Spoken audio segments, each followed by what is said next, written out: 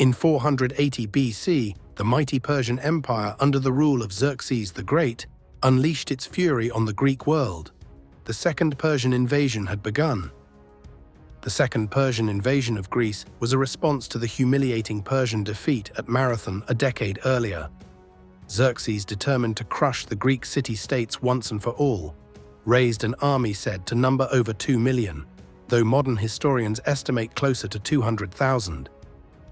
As the Persian army advanced through Thrace and Macedonia, Greek city-states formed a defensive alliance, led by Athens and Sparta. Meanwhile, the Persian navy moved along the coast, supporting the land campaign and preparing for naval engagements. And in the Persian navy, among satraps and nobles, was Artemisia, one of Xerxes' most trusted naval commanders. But who was this woman commanding ships in a man's war? Artemisia was born around 520 BC in Halicarnassus, an ancient Greek city in Caria, along the western coast of modern-day Turkey. Though Greek by culture and language, her city was under the rule of the vast Achaemenid Persian Empire. Her father, Ligdamis I, was a local tyrant installed under Persian authority, and Artemisia inherited both his throne and his loyalty to the Persian crown. Her mother's identity is not clearly recorded, though she is believed to have come from Crete. From a young age, Artemisia was unlike other noblewomen. She was educated in politics, strategy, and war. She governed Halicarnassus and nearby cities on behalf of her young son, Pisandelis. Although she ruled in a Persian-dominated region, her culture and identity were Greek. When Xerxes summoned the vassals of his empire for the invasion of Greece, Artemisia answered the call. She brought with her 5 ships, the finest from Halicarnassus, and joined the mighty Persian navy. Though she commanded only a small contingent, her courage, strategy, and leadership quickly caught the attention of Persian commanders and of Xerxes himself.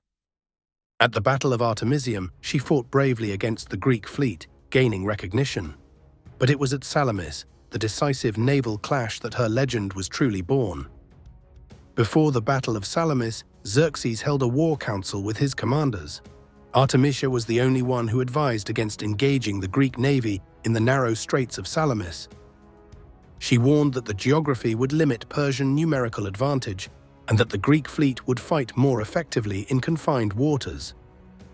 In 480 BC, Xerxes' navy faced the Greek fleet in the narrow waters of Salamis.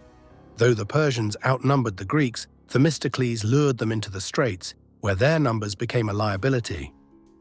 Artemisia, commanding her own ship in the thick of battle, found herself pursued by an Athenian vessel.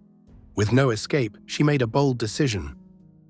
She turned and rammed another Persian ship, possibly commanded by a Carian prince, destroying it. The Athenian, thinking she was an ally, ceased pursuit.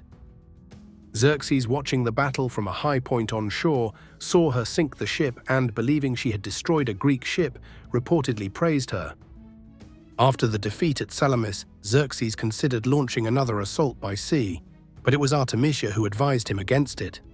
She warned that the Greeks were skilled naval fighters and that further battles would cost Persia dearly.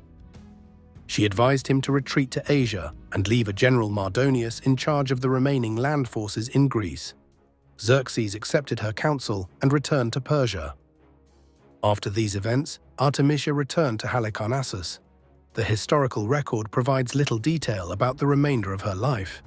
Some later legends, such as one mentioned by the Roman author Photius, claim that Artemisia fell in love with a man named Dardanus of Abydos. When he did not return her affection, she is said to have blinded him in his sleep and then committed suicide by leaping from the cliffs of Leucas.